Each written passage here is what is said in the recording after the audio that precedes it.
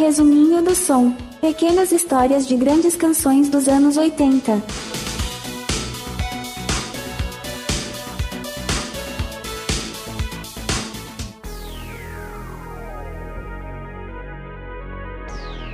Existem histórias e historinhas, novelas e contos. Aqui no Resuminho eu aproveito para contar apenas as curtinhas sobre as músicas que não vão virar episódios completos do Resumo do Som. E isso acontece porque ou eu não encontrei informações suficientes, ou o artista não revelou muita coisa sobre como a canção surgiu, ou simplesmente porque a canção não tinha lá uma história muito interessante. E quando isso acontece, eu junto 3 dessas músicas em uma única edição. Esse é o Resuminho e hoje eu trago o que eu descobri sobre as músicas Mandela Day, do Simple Minds, A Little Respect, do Erasure e Private Idaho, do B-52s.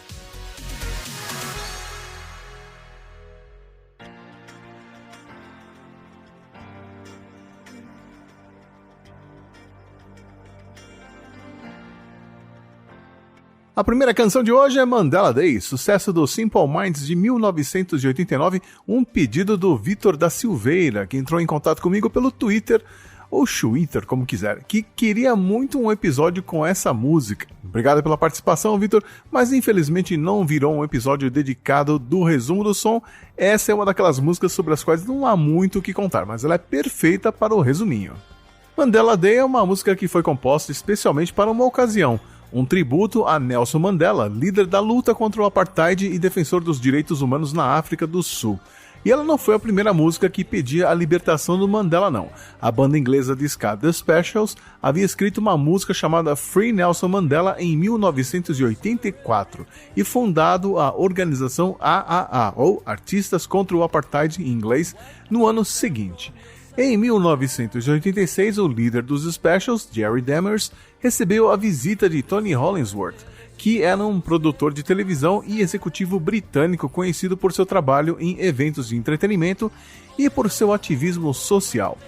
Juntos, eles deram início ao plano de reunir vários artistas importantes para se apresentarem em um concerto comemorativo aos 70 anos do Nelson Mandela e pedir a sua libertação. Um dos grupos que topou participar desse concerto foi o Simple Minds, mas como eles não se achavam grandes vendedores de ingressos, pediram que o Tony tentasse fechar com mais um artista de peso para que o concerto despertasse o interesse da mídia. E foi o que o Tony fez. Ele conseguiu convencer 83 artistas a participarem do evento, entre eles Sting, George Michael, UB40, Dire Straits, Peter Gabriel, Tracy Chapman, os Bee Gees e os Eurythmics.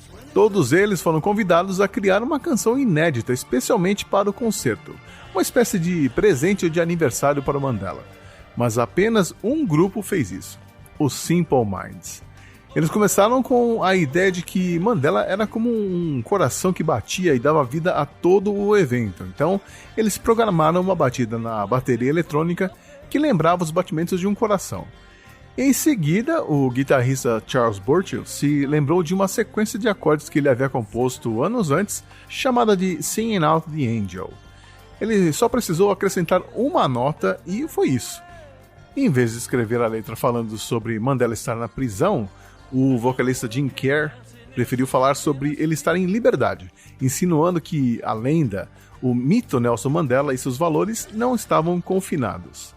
O Charles, o Jim Kerr e o tecladista Mick McNeil gravaram a música no estúdio SARM em Londres no dia 26 de maio de 1988.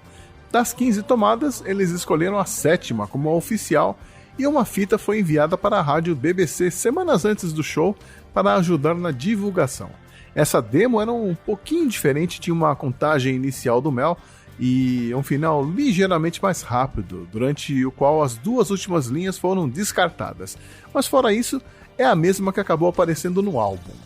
E o destaque vai para o solo de guitarra do Charles Burchill, que é de arrepiar.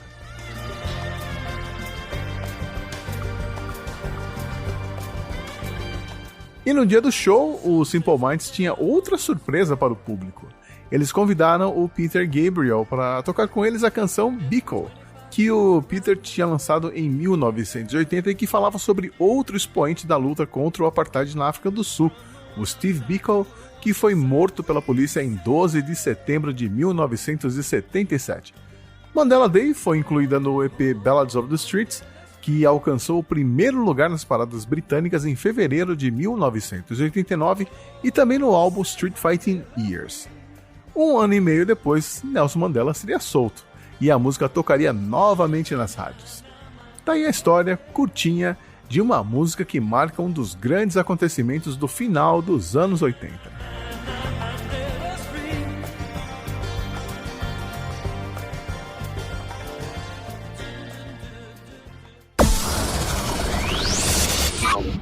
A próxima música não poderia ter uma vibe mais diferente do que Mandela Day. Tô falando de A Little Respect, do Erasure.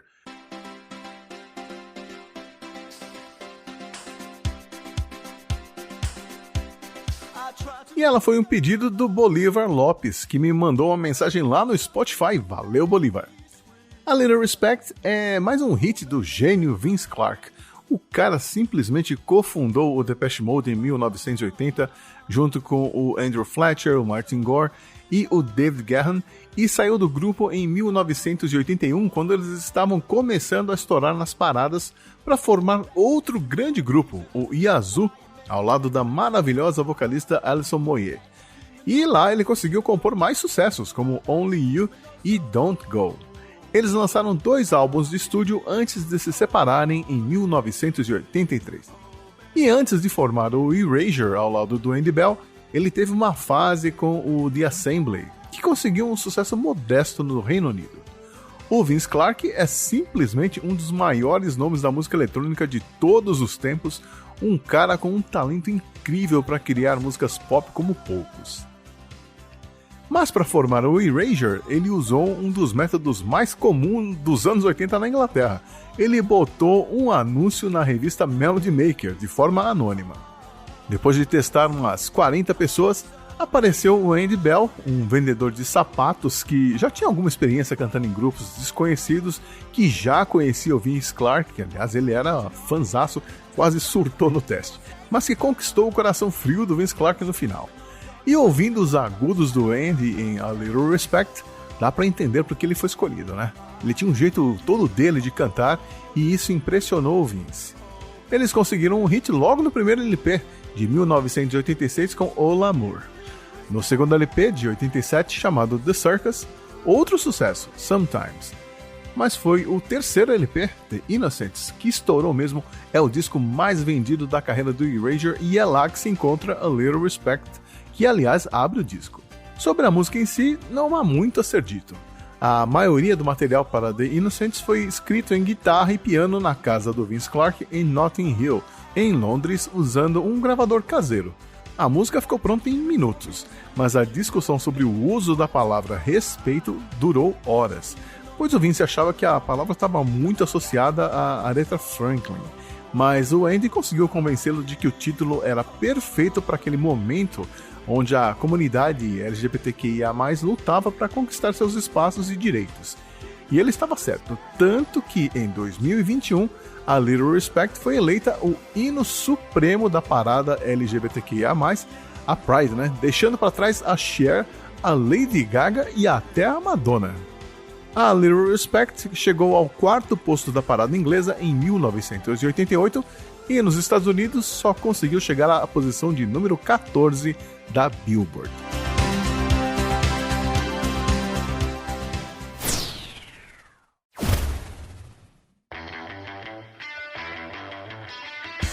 E a última música desta edição do Resuminho é Private Idaho, do B-52s, um pedido do ouvinte Sérgio, que não disse o sobrenome nem de onde é, mas que preencheu o formulário que eu disponibilizo lá na descrição dos episódios do Resumo do Som. Ele disse que queria saber o que significa a música, porque ele já leu a letra traduzida e não entendeu nada, achou uma piração, e é mesmo uma piração, Sérgio. Segundo a Kate Pearson, uma das vocalistas do B-52s, a inspiração para Private Idaho surgiu da sensação de estar restrito e isolado como um prisioneiro na solitária. O conceito da música nasceu quando Pearson teve uma visão de alguém se voltando para dentro de si mesmo e se desconectando do mundo ao redor. ou seja, uma viagem, né? Aí a Kate Pierson, o Fred Schneider, o Keith Strickland, a Cindy Wilson e o irmão dela, o Rick Wilson, expandiram esse conceito, criaram uma linha melódica e uma batida e chegaram à música que conhecemos hoje. Eles utilizaram a imagem do estado de Idaho como uma metáfora para o isolamento, resultando numa canção que, desde então, conquistou status de cult. Em Private Idaho, o estado de Idaho é uma analogia a um caso de paranoia. A expressão "saia desse estado" significa sair desse estado mental. O cantor do B-52s, o Fred Schneider, criou o título, que era uma brincadeira com a expressão Private Eye, que é uma gíria em inglês que se refere a um detetive particular. E por que a escolha do estado de Idaho, né? Bom, o Fred Schneider explicou que foi por causa da reputação excêntrica do estado. O processo criativo do B-52s era bem peculiar. Cada um ouvia a parte instrumental e ia falando frases que se encaixavam na melodia. O Fred criou o primeiro verso, a Kate Pierson criou o segundo, e assim por diante. E havia muitas referências misteriosas, como, por exemplo, um caso de envenenamento radioativo que aconteceu na cidade natal deles, Athens, na Geórgia, na década de 1920, quando mulheres que tinham trabalhado em uma fábrica de relógios começaram a morrer. Aí foi descoberto que a fábrica usava um elemento radioativo na tinta, que era usada para pintar os mostradores de relógios que brilhavam no escuro. Essas mulheres que pintavam os mostradores colocavam os pincéis na boca para afinar a ponta antes da pintura, e isso levou a uma alta taxa de câncer e a um processo em 1928 que resultou em uma indenização para todas elas. O famoso riff de guitarra da música foi criado pelo guitarrista da banda, Rick Wilson. Ele desempenhou um papel crucial na formação da sonoridade do grupo.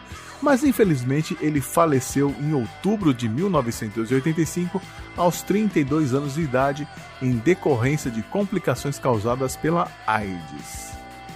Agora, sabe quando o B-52s tocou Private Idaho em Idaho? Somente em 13 de setembro de 2011, veja só.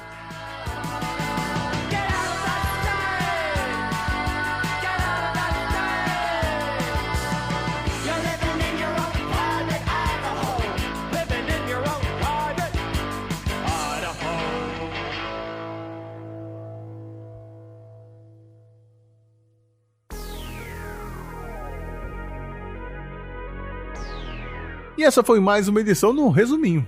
Obrigado, Vitor, Bolívar e Sérgio, pelas sugestões.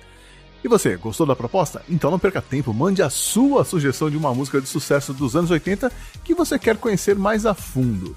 Se não virar no episódio do Resumo, vira um episódio do Resuminho, que volta quando eu juntar mais 3 pedidos. Por enquanto, eu vou nessa, um abraço e até mais.